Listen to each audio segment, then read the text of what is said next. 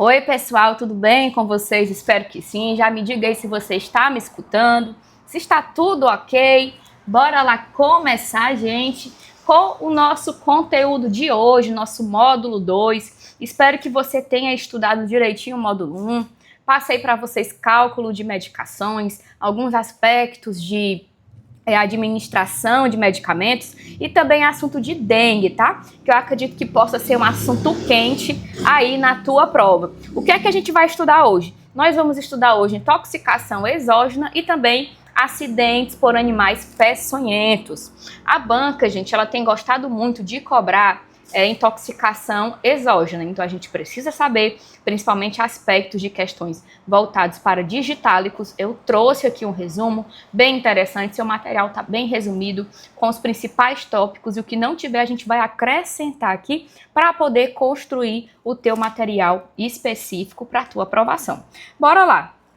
Primeira coisa que eu quero falar com vocês, mostrar esse esquema que inclusive eu coloquei aí no material de vocês, que fala sobre o atendimento. Eu tô olhando aqui pro meu material, tá? Olha aí pro teu, que eu olho pro meu. Bora lá. Eu coloquei aí no teu material, gente, o esquema de atendimento inicial para os pacientes vítimas de intoxicação, tá? O que é que se precisa fazer, o que é que se deve fazer, né, com essa questão desses pacientes. Bora lá, iniciando aqui, isso, pegando aqui a minha caneta, já para começar. Eita, deixa eu ver aqui, pronto, já tá funcionando. Caneta, pronto, bora lá. Gente, inicialmente, na intoxicação, a gente faz, gente, de acordo com o guideline, né? O CABD, né? Que começa com o quê, gente? Com a circulação, a gente verifica a circulação. Vou colocar aqui do lado, C de circulação, né? A gente verifica também, gente, as vias aéreas desse paciente. Anota aí. Circulação, verifica as vias aéreas. A gente começa também, gente, com a estabilização desse paciente através do que, gente? Das manobras, não é? De reanimação, se for preciso. E a gente observa a questão da descontinuação, ali da contaminação daquele paciente. Então, já faz as tuas anotações. No exame físico, o que é que a gente tem que observar nesse paciente inicialmente que está aí com a intoxicação? Gente, no exame físico, a gente precisa observar sinais vitais, o nível de consciência desse paciente, como estão as pupilas, elas estão dilatadas, elas estão contraídas, quais são os aspectos dessas pupilas, tá? História de exposição. Qual foi o tipo de exposição? Foi exposição cutânea? Foi exposição oral? Foi exposição ocular? Então você tem que saber qual foi o tipo de exposição. E qual foi o agente? E a toxicidade, gente, desse agente. Como é que esse agente age? Quais são as características? Por onde ele é eliminado? Então tudo isso você precisa saber. Bora lá. Primeira coisa, a gente também garante a segurança da cena, tá? Segurança da cena, porque senão você pode virar uma potencial vítima. Cuidado com a intoxicação cutânea, para você não vir a se contaminar. Eu coloquei até para vocês aqui, ó, descontaminação cutânea. O que é que se faz? Retira roupas impregnadas, né, com agente tóxico, lava ali com abundância aquele paciente, lava ele realmente. Também, gente, não esquece de lavar couro cabeludo, vou colocar aqui. Couro cabeludo. E articulações. Porque podem ser locais onde aquele veneno, aquele agente tóxico, ele pode ficar ali localizado e o profissional ele pode esquecer de tirar. E ainda, gente, no couro cabeludo existe uma grande possibilidade de absorção ali daquele agente. Por vias respiratórias, o que é que se precisa fazer?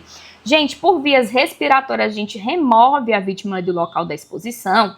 Se for intoxicação, gente, por um agente inalatório, se for intoxicação por monóxido de carbono, por exemplo, né? Eu não sei se eu coloquei para vocês, mas um antídoto para intoxicação por monóxido de carbono é a administração de oxigênio a 100%, tá? Durante 3 horas. Então, bora lá. Administrar oxigênio umidificado suplementar.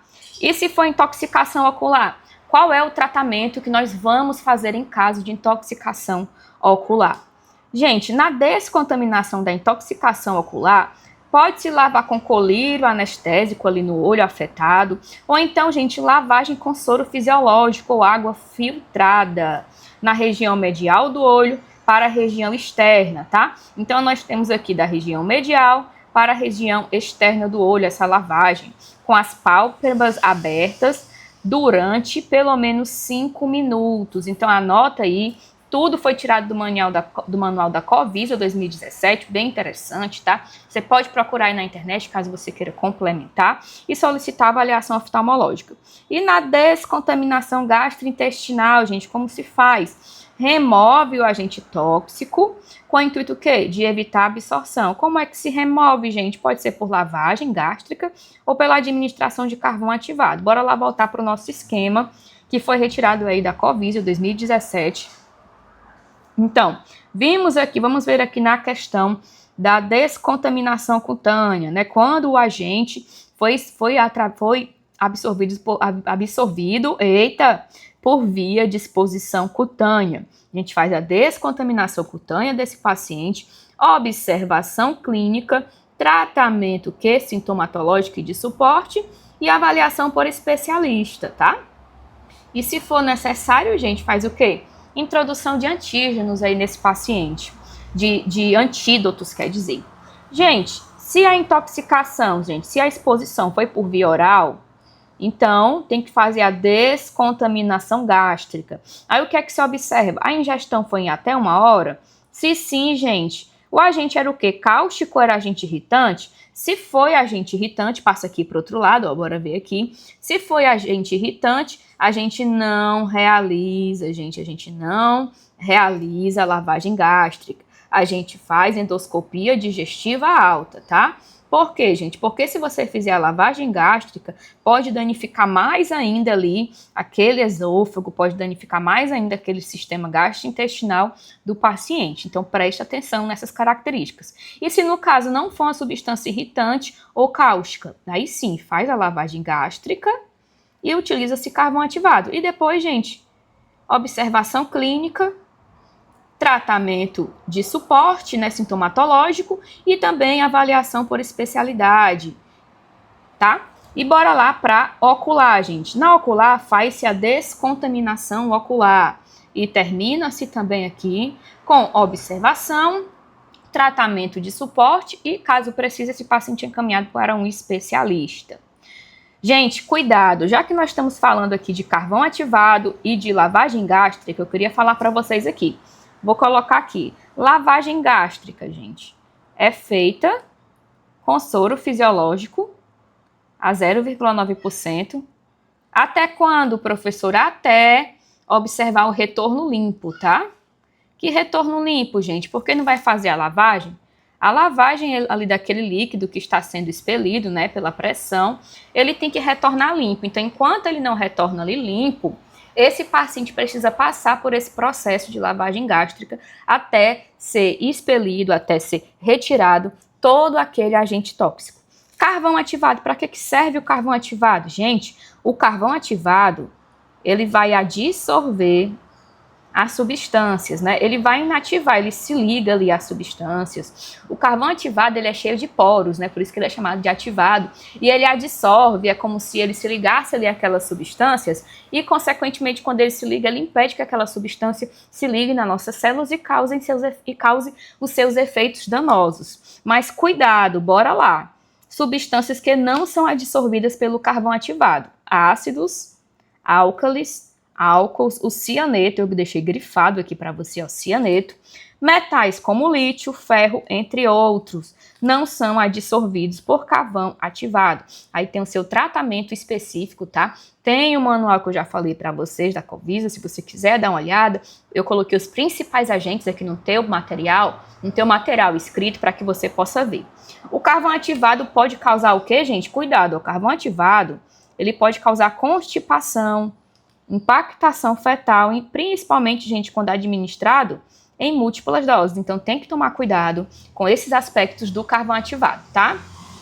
Bora lá resolver questão. Questão da FGV, Prefeitura de Abreu de Lima, Pernambuco, FGV 2024. De acordo com as diretrizes atualizadas da American Heart Association 2023, em pacientes com quadro de intoxicação combinado, olha aqui, com a intoxicação, opioides e benzodiazepínicos. O primeiro antídoto recomendado, ele quer saber o primeiro. No caso de intoxicação múltipla, né? Nós temos aqui intoxicação por opioides e por benzodiazepínico. Ele quer saber o antídoto que vai ser administrado aqui nesse caso, tá?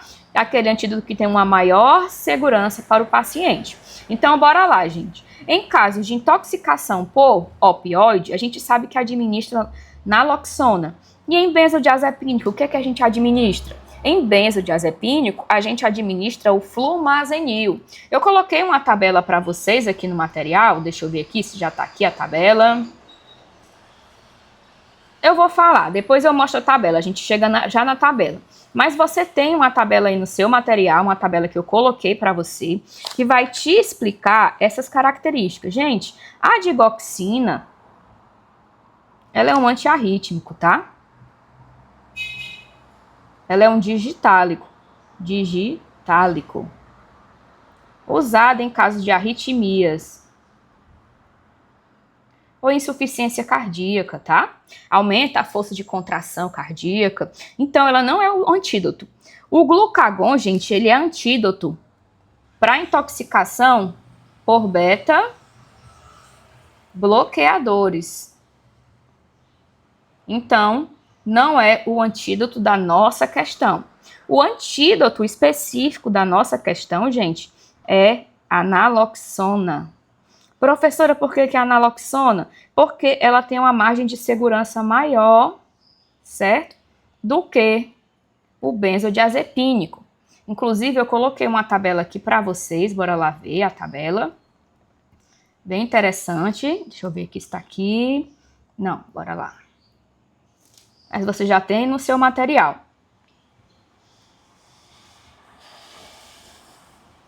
Acho que tá aqui. Pera ainda.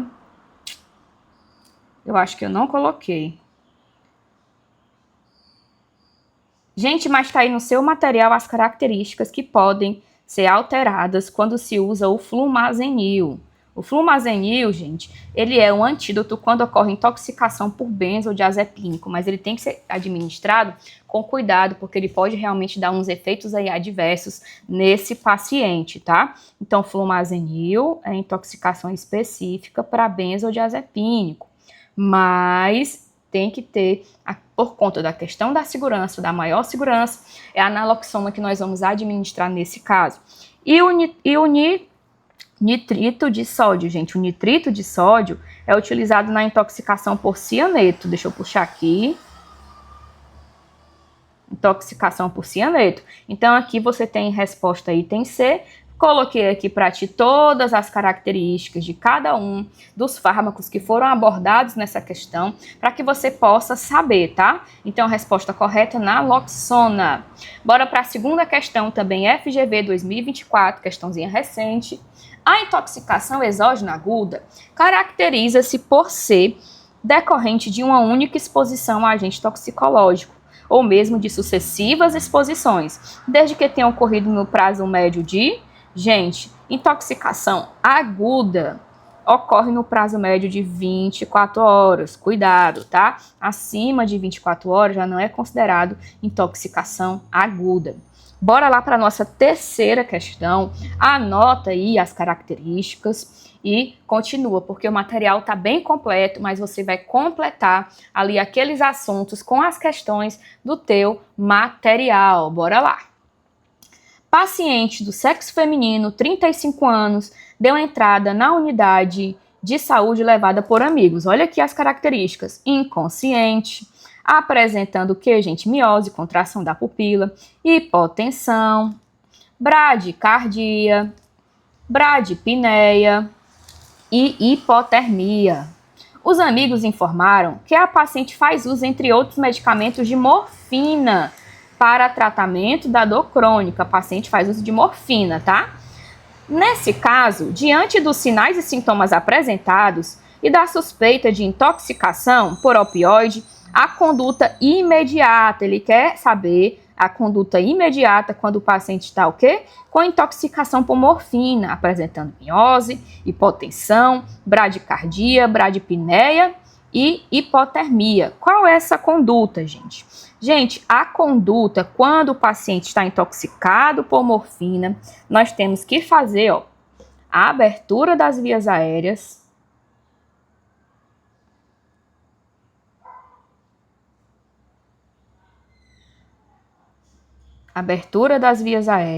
Nós precisamos também administrar a naloxone.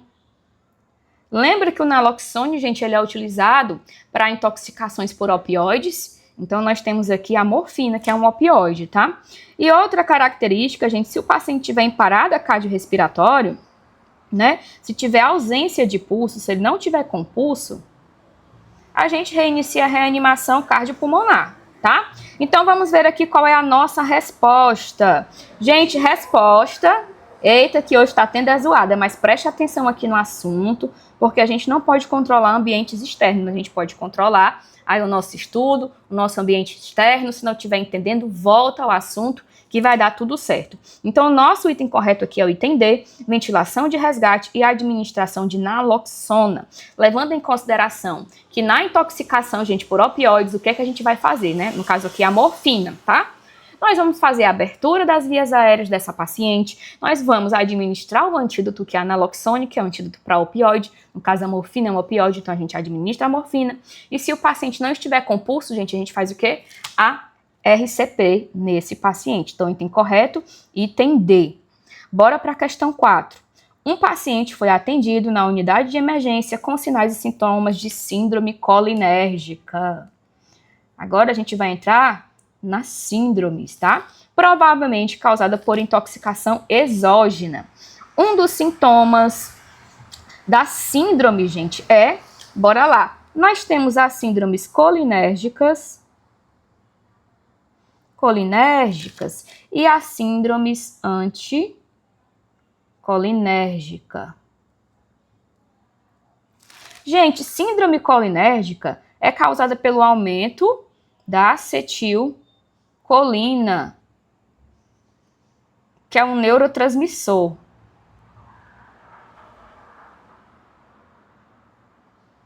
Excitatório.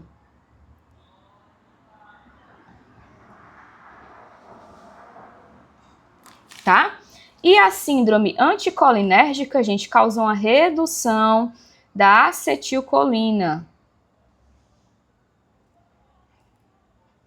Então, acetilcolina, tá? Aqui é um L, não é um T. Então, você precisa saber o que é colinérgico e o que é anticolinérgico, para você não errar aí nas suas questões. Eu coloquei uma tabela aqui para vocês, mostrando as características da síndrome. Bora ver a colinérgica primeiro, porque é bom que você estuda. Professor, o que é que significa síndrome? Gente, uma síndrome é uma intoxicação exógena, uma síndrome em qualquer outra patologia. Uma síndrome é a junção de sintomas que caracterizam, gente, um distúrbio, tá? Então, uma síndrome aqui, intoxicação, ela pode ser uma síndrome hipnótica sedativa ou narcótica, pode ser uma síndrome colinérgica, pode ser uma síndrome anticolinérgica, simpático-mimética e extrapiramidal, tá? Que é um conjunto de sintomas que caracterizam aquela síndrome, tá? Não é só um sintoma isolado, não são só 2 sintomas isolados, é um conjunto de sintomas. Bora ver a síndrome colinérgica primeiro, que é causada pelo aumento da acetilcolina. Acetilcolina, gente, é essa sigla aqui, ó. Acetilcolina, tá? O paciente tem hipotermia. O paciente tem o quê? bradicardia, hipotensão, bradipneia. O paciente pode ter confusão mental ou o quê? Confusão mental ou convulsões. Lembra que ele é um excitatório do sistema nervoso? Então, se ele é um excitatório do sistema nervoso, a acetilcolina, ela causa convulsão e pode levar ao coma. Miose também, né, que é a contração ali das pupilas.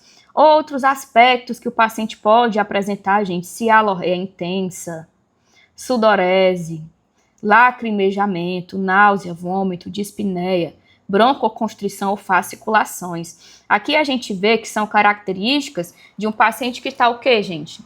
Eliminando secreções.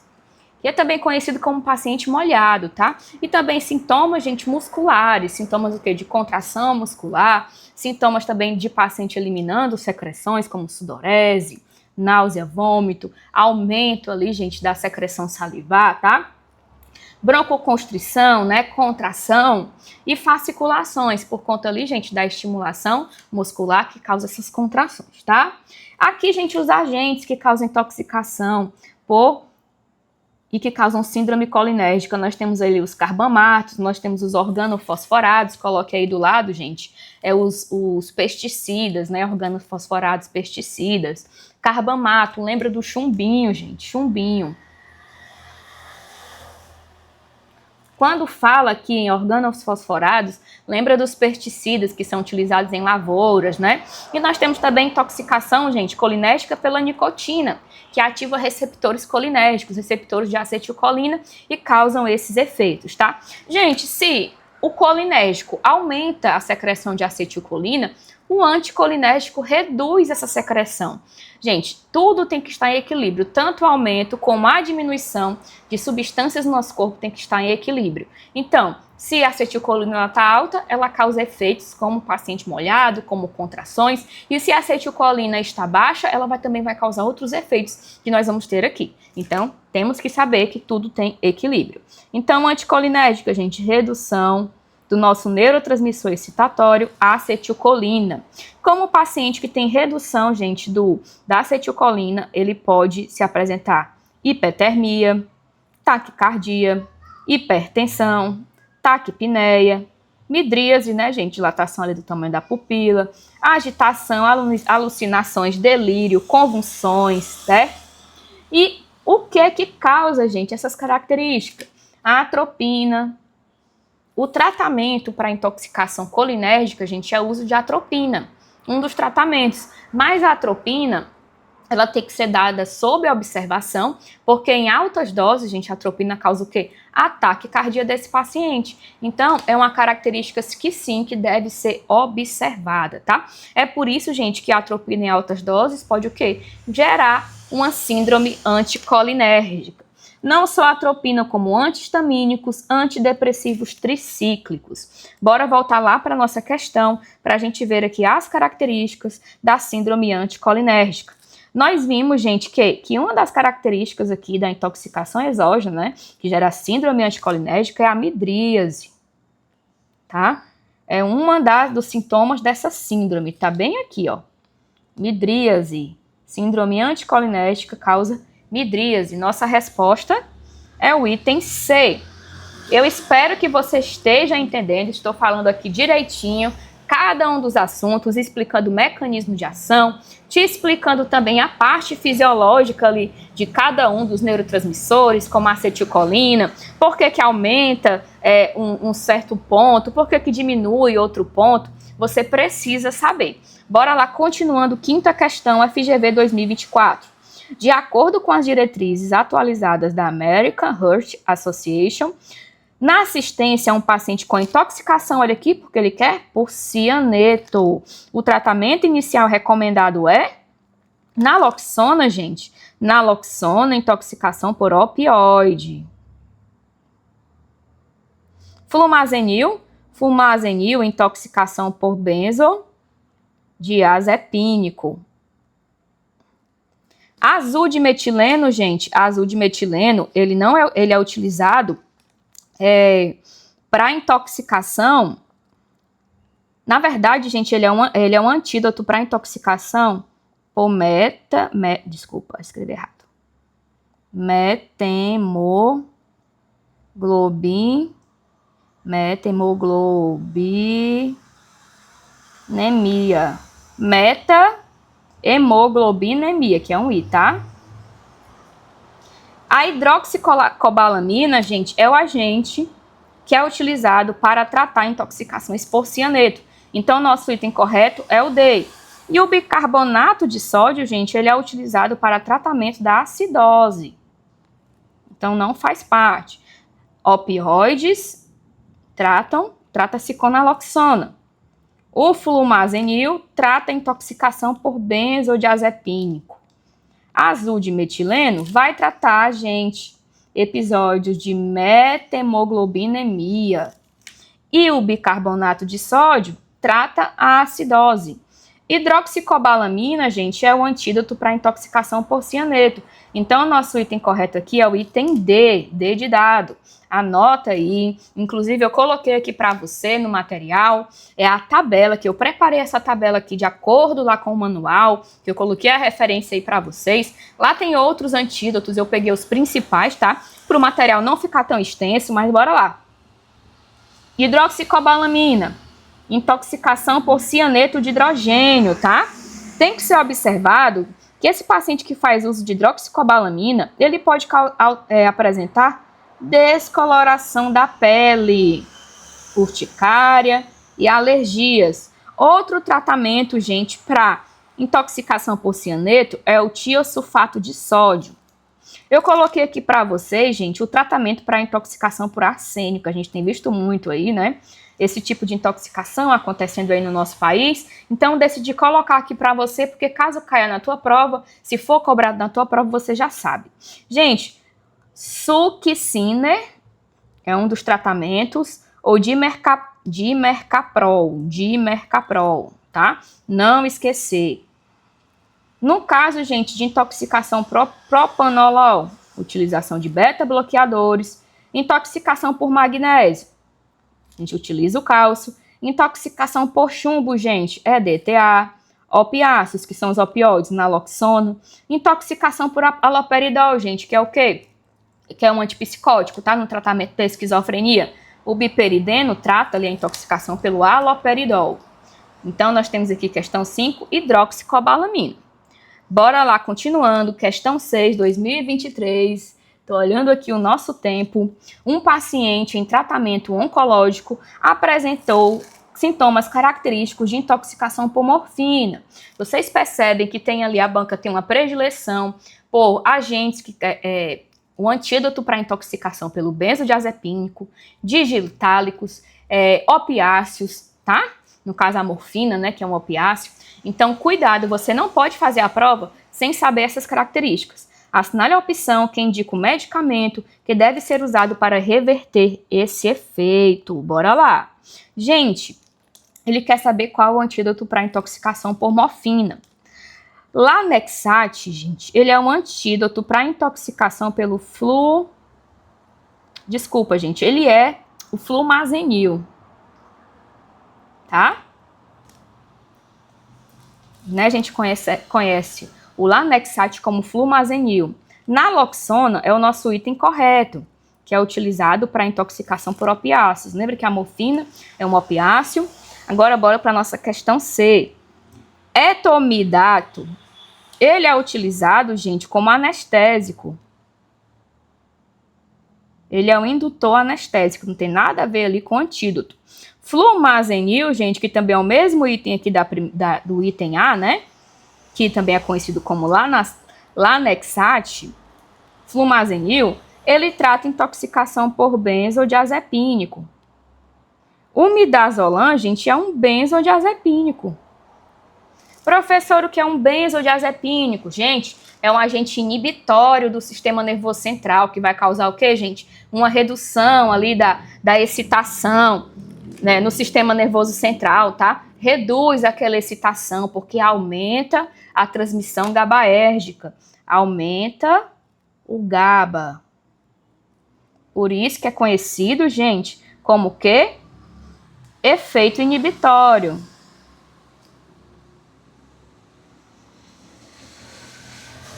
Tá? Porque aumenta o nosso neurotransmissor, gente, inibitório, que é o GABA. O nosso item quer saber aqui sobre a morfina. Nós sabemos que a naloxona é um antídoto, né? Para tratamento aí com morfina. Tá aqui, ó. Que são opiáceos. Não esquecer, item B, nossa questão 6. Bora lá para a nossa 7ª questão. Se você está anotando para aí a aula, você pode parar, pode assistir quantas vezes quiser, só não pode compartilhar com ninguém, que aí se você está me prejudicando, tá? Então, para e escreve tudo direitinho. Se tiver dúvida, me pergunta. Bora lá. Questão 7, Senado Federal, FGV 2012. Professor, é uma questão antiga, mas de vez em quando a FGV volta ali para aquelas características e pergunta, então a gente precisa sim saber essas características. Bora lá. A administração de medicamentos é uma das atividades mais cruciais da enfermagem, tendo em vista que o erro pode causar sérios danos ao paciente e até mesmo levá-lo a óbito. Além de todos os cuidados que os profissionais de enfermagem devem tomar durante esta prática, alguns medicamentos requerem uma atenção maior, mesmo quando administrados de forma correta, devido à possibilidade de efeitos colaterais, que devem ser monitorados, como nos casos dos digitálicos, gente, olha aí. De novo, medicamento aí que tem função, gente, cardíaca, que aumenta a força de contração cardíaca, os digitálicos, não é? Que nós temos aí um principal, né, o mais utilizado, que é a digoxina, tratamento de arritmias, tratamento de insuficiência cardíaca, mas esse medicamento, gente, em altas doses, né, em uma intoxicação, ele pode trazer efeitos. Então, bora lá ver, ele quer saber os sintomas clássicos de intoxicação por digitálicos. Eu coloquei aqui para você, como essa banca, como a FGV, ela gosta muito de cobrar digitálicos, eu fiz aqui um resumo, um quadro. Esse quadro não tá no teu material, já bate o print aí, já escreve tudo direitinho para que você realmente possa complementar o teu material. Porque aqui, gente, a ideia é estudo ativo, eu não vou trazer tudo escrito aí para você, você vai complementar com as questões. O que eu não coloco no texto resumo, eu coloco nas questões, ou eu trago aqui nos slides e você completa. Primeira coisa eu coloquei aqui embaixo, ó, digitálicos. Gente, nós temos aqui um dos clássicos, né, digitálicos, que é a digoxina, que é utilizado na clínica, gente, para insuficiência cardíaca ou arritmias. Gente, os digitálicos, eles possuem um mecanismo de ação bloqueio da bomba ATPase, né, de sódio, consequentemente aumenta a quantidade de sódio dentro do interior dessa célula. O aumento do sódio dentro do interior dessa célula gera o que, gente? Uma despolarização, excitabilidade. A gente sabe que dentro das células nós temos cargas negativas e fora nós temos cargas positivas. Se eu, gente, deixo o sódio aqui dentro, que é carga positiva, essa célula despolariza. Por quê, professora? Porque fora da célula é positivo, dentro é negativo. Se eu coloco, gente, uma carga positiva dentro da célula, eu vou estar tirando esse polo, como se fosse uma pilha, né? De um lado positivo e um lado negativo. Então, despolariza. Consequentemente, gente, aumenta a quantidade de cálcio nessa célula e aumenta a força de contração cardíaca, né? Que é o efeito cardiotônico dos digitálicos. Mas, gente, em excesso pode causar intoxicação. Bora lá para as manifestações. Nós temos manifestações agudas de intoxicação pelos digitálicos e nós temos manifestações crônicas. Bora lá. Pode causar desde taquicardia a bradicardia, hipercalemia ou hipocalcemia. Hipocalemia, quer dizer, cuidado, porque a banca já colocou uma questão dizendo que um fator de risco era a hipercalemia. Não, gente. A hipercalemia é uma consequência da intoxicação. Então, já tô te avisando aqui, tá? Alterações importantes também, gente, alterações gastrointestinais. Esse paciente pode ter vômito, tá? Ele pode ter também, gente, tontura, pode ter dores abdominais, pode ter rebaixamento do nível de consciência. Uma característica de intoxicação por digitálico bem conhecida é a xantópsia. Gente, isso aqui é chamado também de visão embaçada, tá? É uma característica de intoxicação por digitálico que é importante que você saiba. Aqui o manejo do paciente, gente. A gente mantém as vias aéreas desse paciente pérvias. Monitorização estabiliza, gente, o sistema hemodinâmico e cardiorrespiratório desse paciente. Observa, gente, tenta restaurar essa perfusão renal. Por quê? Porque o digitálico, gente, a maior excreção dessa droga é pelos rins. Então, a gente tem que restaurar essa função, gente, de perfusão renal, administrar carvão ativado, para quê? Para descontaminação, atropina se o paciente tiver sintomas de bradicardia, mas lembra que a atropina, a gente tem que fazer uma monitorização desse paciente de forma rigorosa, porque a atropina pode gerar o quê? Aumento da frequência cardíaca. Bora lá. E também a administração do antídoto, gente, que é o anticorpo antidigoxina, que vai tratar as intoxicações por digitálico, que é o antídoto antidigoxina. Então, bora lá. Aumento de cálcio dentro da célula, né? Que vai gerar contração, aumento da força de contração muscular, é um mecanismo de ação dos digitálicos, mas em altas quantidades esse digitálico pode gerar nesse paciente uma intoxicação, que pode começar desde um ataque à arritmia, com a bradirritmia, ou com a hipercalemia ou a hipocalemia, né? Que é uma consequência da intoxicação pelo digitálico. Não é um fator de risco, é uma consequência, tá? E o manejo aqui clínico? Há outras características. Sintomas gastrointestinais, visão embaçada, que é a xantópsia, né, que a gente já viu, náusea, rebaixamento do nível de consciência, entre outros sintomas, dores abdominais. A FGV gosta muito, gente, desses sintomas, ela cobra muito esses sintomas aí na sua prova, tá? Nós temos o manejo clínico, gente, vias aéreas pérvias, monitorização, estabilização hemodinâmica e cardíaca, estabelecimento da perfusão renal, porque esse paciente, ele excreta esse digitálico através do sistema urinário. Então, tem que manter essa perfusão adequada. Uso de carvão ativado, atropina se o paciente tiver bradicardia, mas tomando cuidado no uso da atropina, porque quando ela tenta reverter a bradicardia, ela pode causar um ataque cardíaco, né? Gerar o quê? Uma parada respiratória nesse paciente. E o antídoto, que é o anticorpo antidigoxina. E falei para vocês, gente, que um dos principais representantes do digitálicos é a digoxina. Bora voltar aqui para nossa questão. Ele quer intoxicação pelos digitálicos. Nós temos aqui, gente, olha, as principais características que nós vimos é o item B, arritmia, náusea, anorexia, que é a visão embaçada, e desorientação. São as principais características pela intoxicação por digitálicos, tá? Você não pode ir para a prova da FGV sem saber, gente, características da intoxicação por digitálico, porque ele vai te cobrar e ele cobra mesmo essas características. Eu coloquei aqui a tabela para você. Anticorpo antidigoxina é o primeiro lá da tabela do teu material. Ele é utilizado para intoxicações graves pelo digitálicos, certo? Bradicardia, trata a hipercalemia, evitar o uso, gente, quem tem o quê? Alergia à papaina ou à proteína da ovelha. Bora lá, continuando, né? 7, item B. Vamos para a próxima questão, 8ª questão.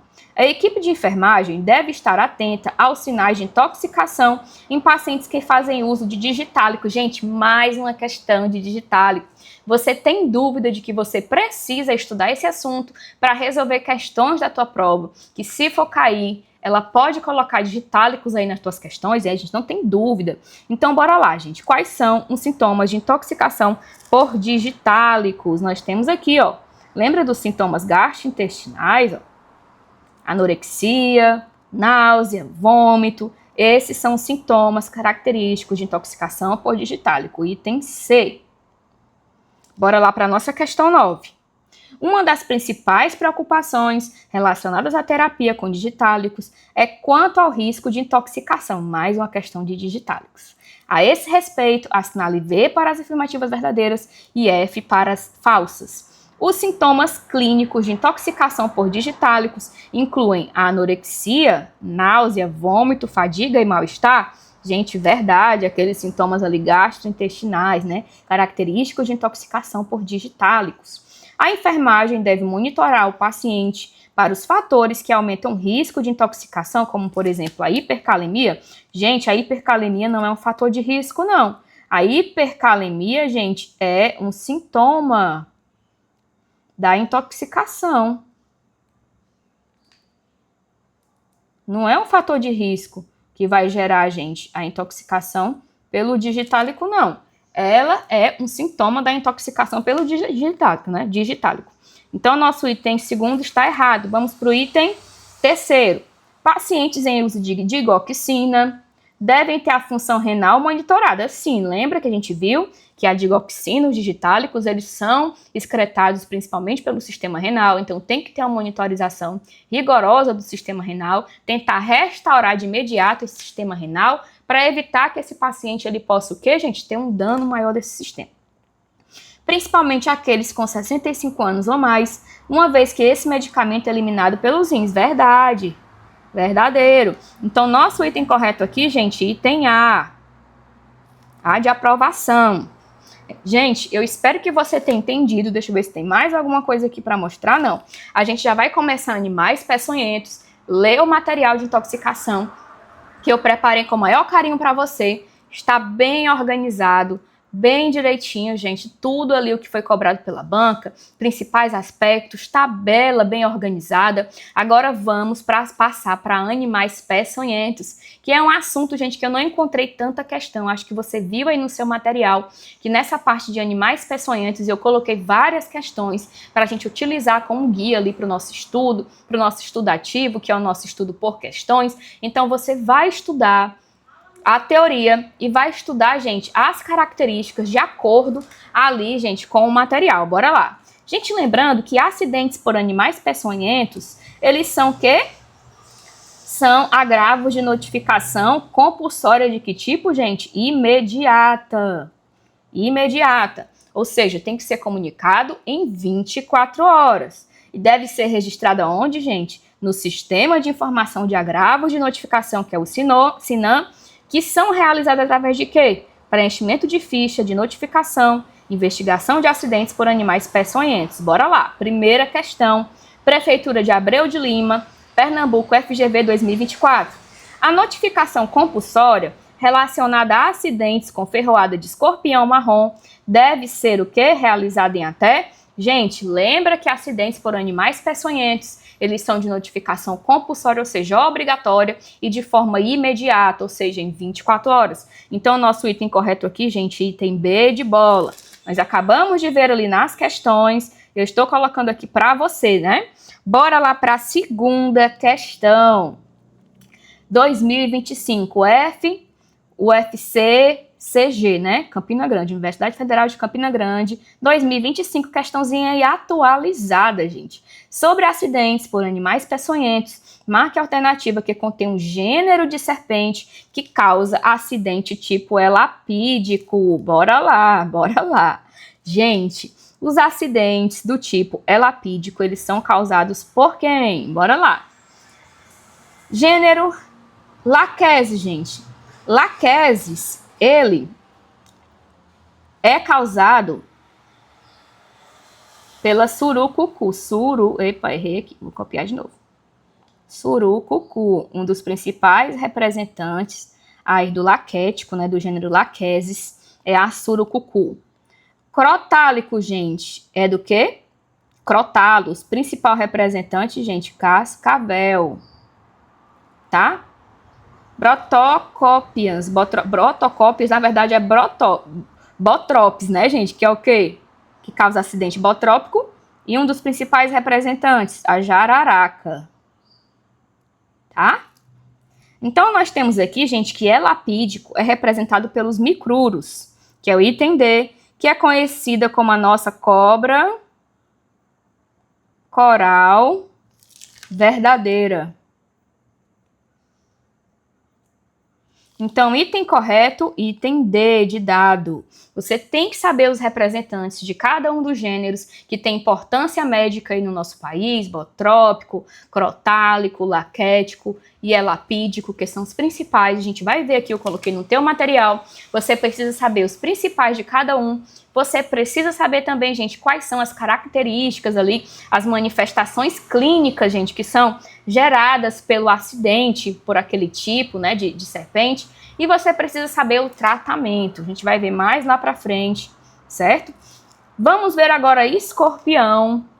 Eu coloquei para vocês essa tabela e acrescentei, você pode acrescentar essa parte inferior aqui da tabela, que eu não coloquei no seu material, mas tem aqui, então acrescente aí, que Fala um pouco sobre os escorpiões. Gente, os escorpiões são carnívoros.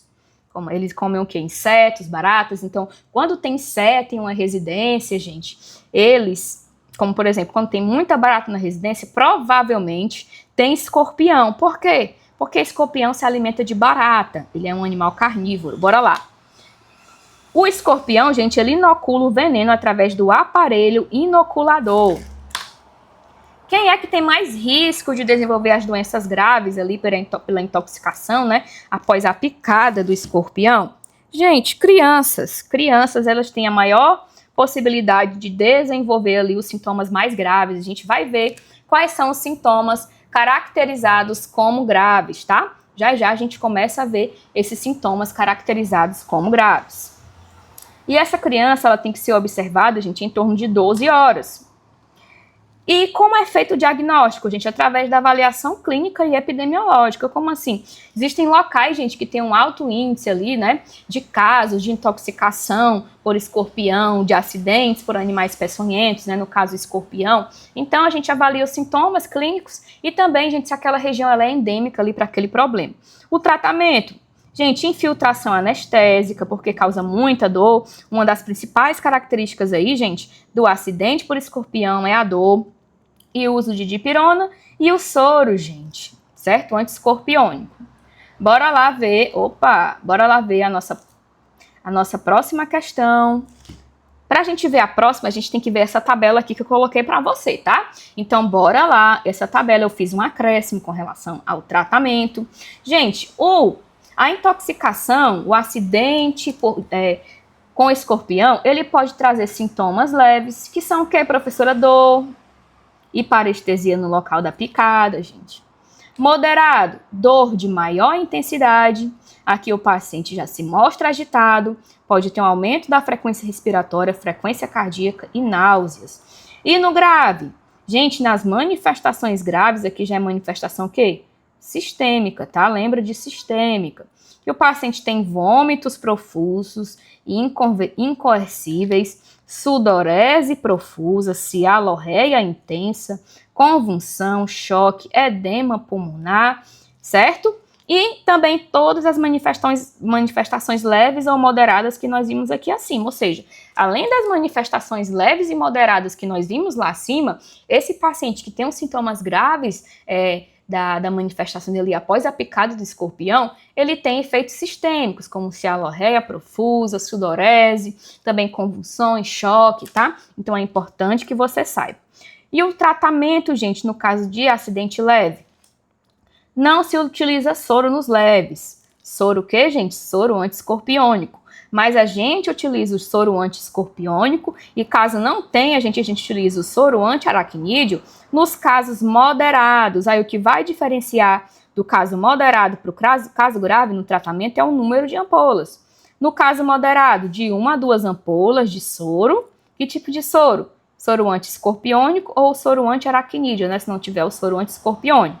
Já no caso grave, a gente utiliza de 4 a 6 ampolas de soro anti-escorpiônico ou soro anti-aracnídeo. Lembrando que o tratamento leve é um tratamento sintomático, que a gente não vai fazer administração de soro. Professor, o que é o soro? É a administração de anticorpos prontos para combater, gente, aquele antígeno, aquele agente que está causando as manifestações clínicas ali naquele paciente. Bora lá para a nossa questão terceira. Prefeitura de Caieiras, né, São Paulo. De acordo com a classificação da gravidade nos casos por escorpiões e as propostas de tratamento, qual das opções abaixo são correspondentes a manifestações clínicas graves? Ele quer saber, entre as características clínicas graves, é uma característica... que não corresponde, que não corresponde, tá? Bora lá, que não corresponde ali uma manifestação clínica grave de intoxicação, né, gente? De uma manifestação clínica após acidente por escorpião. Gente, o que não é grave aqui é a piloereção, que são os arrepios, ó, porque lembra que vômitos profusos e incoercíveis são sintomas graves, sudorese profusa é um sintoma grave, cialorreia intensa é um sintoma grave e convulsão é um sintoma grave. Então, o único item aqui que não corresponde a um sintoma grave, a manifestação clínica grave, é piloereção, que são os arrepios, tá? Item B. Agora vamos aqui para a nossa quinta questão. Sobre o manejo de casos de acidentes com animais peçonhentos, assinale a alternativa correta. Ele quer assistência de enfermagem aqui com relação a acidentes com animais peçonhentos. Aplicar gelo para aliviar a dor, gente, a gente não aplica gelo, porque pode causar o quê? Uma vasoconstrição local, não é? Reduzir ali o suprimento sanguíneo. Existem intoxicações aí por animais peçonhentos que esse animal causa necrose ali naquela região, então a gente não administra, gelo. É recomendável fazer corte no local para drenar veneno, gente, isso aqui a gente não faz não, tá? Deve-se fazer torniquete acima da área para evitar a circulação do veneno, gente, não faz não. A vítima deve ser mantida em repouso e levada ao serviço de saúde imediatamente. É item D. Vítima em repouso e levar imediatamente aquela vítima para um sistema de saúde. Outra coisa que se pode fazer, gente, é lavar o local da ferida, né? Com água, não é com Coca-Cola, não é com água quente, é com água, gente, na temperatura ambiente. Ali lava aquele local da picada e leva imediatamente aquela pessoa para assistência, tá? Então, item correto, item D de dado. Bora para a nossa sexta questão. O soro anti-aracnídeo, aqui a gente está falando das aranhas, tá? É especialmente indicado para tratamento envolvendo picadas de aranha do gênero Loxosceles, que é a nossa aranha marrom. Devido a qual característica específica do veneno dessas aranhas? Gente, o gênero Loxosceles, que ele ainda não coloquei, Coloquei tá aqui, ó. Loxosceles. Nós temos nosso principal representante, a aranha marrom. Gente, a aranha marrom, ela tem efeito proteolítico, tá? A aranha marrom, gente, ela causa também necrose tecidual. De dentro para fora, certo? É uma das principais características aí de picada de aranha marrom do gênero Loxosceles, é que ela gera, gente, necrose tecidual. Então, bora lá voltar aqui para nossa questão. Presença de neurotoxinas que causam paralisia muscular? Gente, não é essa questão.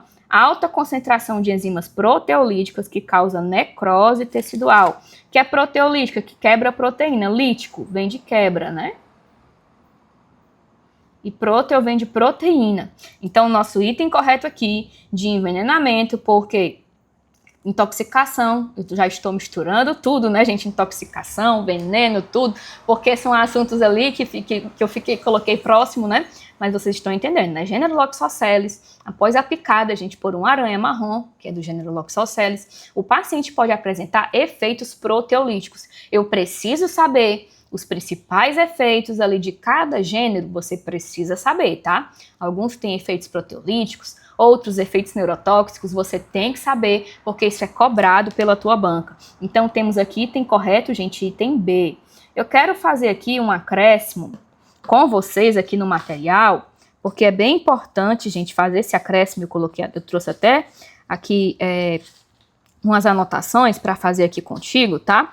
Por quê, professora? Porque é importante a gente saber algumas características de tratamento de casos de intoxicação, tá? Então, bora lá, ver aqui essas características. Gente, eu tô vendo aqui com vocês as aranhas de importância médica no Brasil, aquelas que causam mais acidentes aí na população brasileira, tá? E nós temos, gente, aqui, em casos de intoxicação por essas aranhas, o paciente ele vai receber o soro, bora lá. O gênero Phoneutria, gente, fonéutrico, é principalmente caracterizado pela aranha armadeira, que também pode ser chamada de aranha macaca, porque ela tende, gente, a pular ali, né, ali naquela pessoa, tá? Ela se arma mesmo, ela tem hábitos noturnos. A sua principal ação, gente, do veneno é a ação neurotóxica, tá? E a dor, gente, a dor é irradiada, a dor é intensa. Você tem que saber as características de dor em cada um dos gêneros, gente, aí, de aranhas de importância médica no nosso país. Por quê? Porque em muitas questões, ele vai te cobrar essas características, ele vai te cobrar, gente, quando é que é fulano de tal, causa dor intensa, e essa outra que causa dor leve, a gente tem que saber, então. Então, gente, aranha armadeira, ela causa dor intensa após a picada, representada pela aranha armadeira, ou aranha também chamada de macaca, tem principal ação neurotóxica e causa dor intensa, tá? Então, bora lá. Aranha, olha, eu tô misturando. Aranha armadeira, gente. No caso leve, a gente não dá aqui, gente, soro antiaracnídeo, tá? Mas nos casos de sintomas moderados ali, após, né, que o paciente manifesta sintomas moderados, ele toma de 2 a 4 ampolas de soro antiaracnídeo. E nos casos mais graves de intoxicação, gente, por acidente fonêutrico, ele toma de 5 a 10 ampolas. Professora, preciso saber? Precisa, porque se sua banca perguntar, você já sabe. Agora a gente vai para a Loxosceles, né, que é a nossa aranha marrom. Gente, a aranha marrom, ela tem hábitos noturnos. Ela é uma aranha, gente, que ela vai causar ação proteolítica, que é a nossa necrose tecidual, tá? Bora lá. Nos casos leves, não se administra soro antiaracnídeo, mas nos casos moderados, administra 5 ampolas de soro antiaracnídeo e nos casos graves, gente, 10 ampolas, certo? E o Latrodectus, professora, que é representado pela nossa viúva negra. Gente, a viúva negra, ela é que causa menos dor no local, ó. Dor local reduzida, então observe essas características. E ação neurotóxica, pode gerar rigidez, também abdominal, trismo, sudorese localizada. E, gente, com relação ao soro, se for sintomas leves, não se administra soro antiaracnídeo. Se for casos moderados, 1 ampola. Se for casos graves, gente, já se administra quantas ampolas? 2 ampolas. Anota aí no teu material, porque você tem que saber essas características. Caso a banca cobre, você não cai na pegadinha da banca. Então, nós temos aqui, gente, questão 6. Gênero Loxosceles, representado pela aranha marrom, causa o que, gente? Causa necrose tecidual por conta da alta concentração de enzimas proteolíticas. Próteo de proteína, lítico de quebra. Bora lá. Prefeitura de Lindóia do Sul, 2024. Dentro do contexto de urgências, identifique os itens que está diretamente relacionado ao conceito de picada de insetos e animais peçonhentos. Bora lá, ver essas características que ele está perguntando aqui na nossa 7ª questão. A picada de escorpião é seguida de dor moderada intensa. Formigamento no local da picada. Sim, gente, uma das principais características ali, sintomas relatados após picada de escorpião é a dor. Vamos para o item 2. Na picada de aranha armadeira, que é a nossa aranha o quê, gente? Que nós vimos aqui. Volta lá. Bora lá. Aranha armadeira, que é a aranha macaca, que é do gênero Phoneutria, né? Bora lá, bora lá. Na picada da aranha armadeira, que vive em gramado, jardim, o uso de analgésico é irrelevante, gente, falso. Ela causa dor, gente, muita dor. Então, gente, não é irrelevante, é relevante, tá? Falso. A picada da aranha marrom provoca mais acidentes por ser muito agressiva, gente, falsa. A aranha marrom, gente, ela não é agressiva. Ela causa mais acidente por causar necrose, né? Na verdade, ela causa sintomas mais graves. Gente, geralmente a aranha marrom, ela fica ali dentro dos sapatos, por trás de móveis, porta-retratos. Eu já encontrei uma aranha marrom, gente, por trás do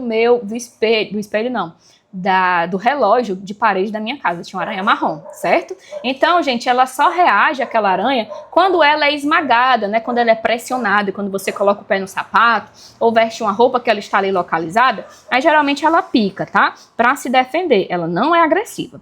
Bora lá. Nossa questão aqui 7, item B, apenas um item apenas, né, gente? É verdadeiro, que é o nosso item Q, o item 1. Bora lá, continuando. Eu espero que você tenha gostado, que você esteja gostando. Bora lá continuar. Prefeitura de Lagoa Grande, 2024. Acidente escorpiônico ou escorpionismo é o quadro clínico de envenenamento provocado quando um escorpião injeta sua peçonha através do ferrão. Até aqui, ok. Quanto ao tratamento específico, é feito com Gente, o tratamento específico ali, gente, para picada de escorpião, que nós temos aqui, ó, sempre vai ser o quê? O soro. Soro escorpiônico, ele está perguntando aqui o tratamento específico. Se é o específico, primeiro, que cefalexina a gente não administra, tá? Dexametasona pode até ser administrado. Perdão. Mas não é um tratamento específico para picada de escorpião. Como ele é específico, nós temos item E. Preferencialmente, ou na falta dele, o soro antiaracnídico. Lembra que a gente falou sobre isso? Os soros devem ser administrados em ambiente hospitalar e sob supervisão médica. Item correto, item E, de escola. Funatec 2024.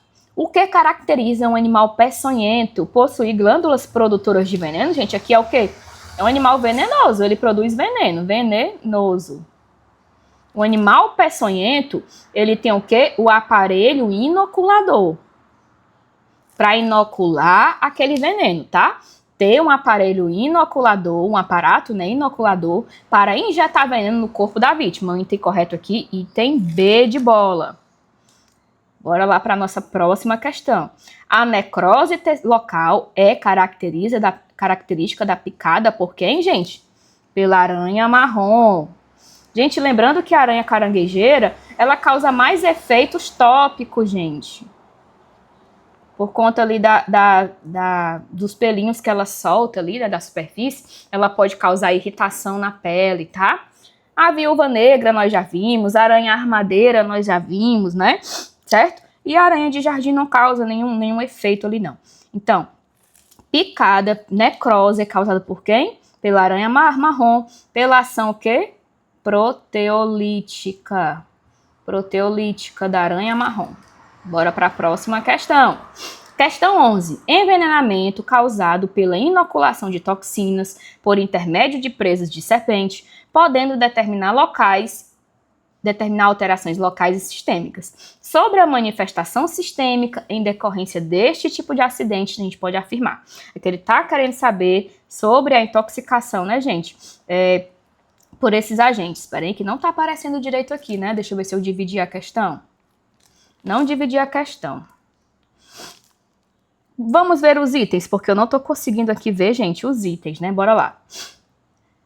O envenenamento causado Sim, vamos lá. O acidente botrópico, o que é que ele vai causar? Sangramento em pele e mucosa são comuns, verdade, gente. Sangramento e pele são comuns, são os efeitos hemorrágicos, né? Ali do acidente, é verdade, tá? Gengivorragia, equimose, a distância do local da picada, verdade. O item primeiro aqui, ó, verdadeiro. Vamos para o segundo, acidente crotálico. Gente, o principal aí do crotálico, gente, nós temos quem? A cascavel. Manifestações neuroparalíticas com progressão crânio-caudal, iniciando-se com pitose palpebral, a queda da pálpebra, turvação visual e oftalmoplegia, gente, verdade, tá? Ela causa efeito neurotóxico, que são neuroparalisias, efeito neurotóxico. Bloqueio ali do sistema nervoso central. Principal representante aqui, gente, é a nossa cascavel. Vamos para lapídico. As possíveis complicações são decorrentes da progressão da paralisia para músculos respiratórios. Sim, gente. Aqui um representante do nosso gênero lapídico, né? Nós temos quem? A cobra coral, verdadeira. Que pode causar o quê, gente? Parada, né? Respiratória. Parada cardiorrespiratória, né? O paciente morre porque a gente tem uma paralisação da musculatura respiratória e é muito rápido ali essa questão, esse início dessa parada respiratória. Muitas vezes esse paciente vem a óbito muito rápido, ele precisa receber o soro de forma muito rápida. Bora lá, passando. Eu coloquei aqui para vocês, gente, já falei, né, as características da aranha. Questão 11 não dá para aparecer, gente. Questão 11, todos os itens são verdadeiros, tá?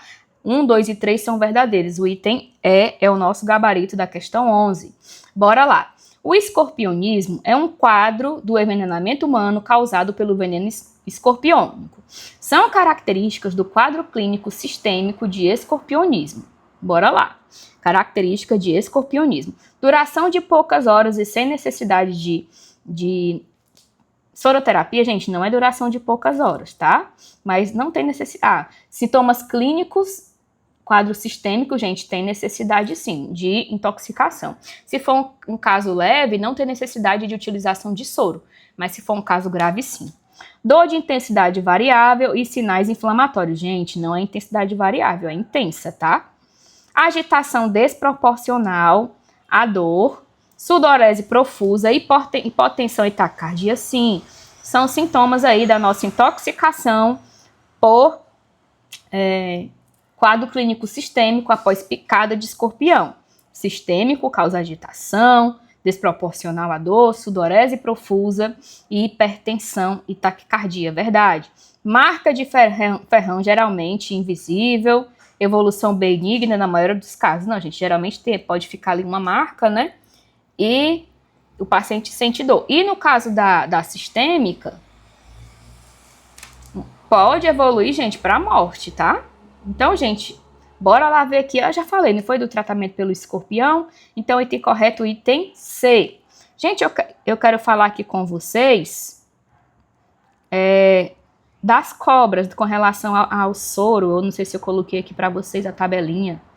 Eu acho que eu não coloquei a tabela. Se eu não tiver colocado, eu coloquei. Não coloquei, né? Eu pensei que eu tinha colocado. Naquela hora eu estava procurando a tabela dos animais peçonhentos. Mas eu vou fazer aqui com vocês, certo? A gente já está terminando. Mas eu só quero deixar aqui para vocês, gente, com relação aos soros do tratamento de cada gênero, de cada cobra, tá? A gente tem que saber. Bora lá. Gente, acidente botrópico, que é causado por quem, gente? Pela nossa jararaca. Nós podemos ter o quê? Manifestações leves, moderadas e graves. No caso da leve, de 2 a 4 ampolas, gente, de soro, né? Botrópico. No caso de moderado, gente, é quanto? De 4 a 8 ampolas. Por que via professora endovenosa, tá? E no caso, gente, de grave, 12 ampolas endovenosa. De que soro? Do soro antibotrópico, tá? Bora aqui para nosso segundo caso. Nós temos aqui, gente, o crotálico, que é a nossa cascavel. No caso da cascavel, gente, nos efeitos leves, moderados e graves. Bora lá. No leve, gente, 5 ampolas endovenosa. De que tipo de soro? Soro anticrotálico ou soro antibotrópico e crotálico, tá? Gente, eu vou colocar aqui os soros. Ó, soro antibotrópico, soro antibotrópico e laquético, soro antibotrópico e crotálico. Já aqui, soro anticrotálico ou soro antibotrópico e crotálico, tá? Porque se faltar um, a gente administra o outro. No caso moderado, gente, 10 ampolas endovenosa. E no caso grave, gente, 20 ampolas endovenosa. Bora aqui para o nosso terceiro. Quem é? O nosso terceiro é o laquético. Laquético, tá aí no seu material. O laquético, surucucu. Qual o soro que a gente administra aqui no laquético, gente? A gente administra o soro antibotrópico e laquético. No caso laquético, nós só temos manifestações moderadas e graves, porque, gente, ele atinge ali o sistema respiratório. Então, se ele atinge o sistema respiratório, já é considerado moderado ou grave. Então, no caso aqui, gente, 10 ampolas endovenosa e no grave, 20 ampolas também endovenosa. Vou passar aqui para o outro lado. E no caso, gente, no caso do elapídico, que é responsável o quê, gente? Pela nossa cobra coral verdadeira. Aqui o soro que deve ser administrado, soro anti-elapídico, tá? Bora lá. Aqui nós só temos casos graves, viu? Por conta, gente, da morte, que pode ser rápida ali por conta da parada respiratória. 10 ampolas de soro antielapídico e administração de neostigmina.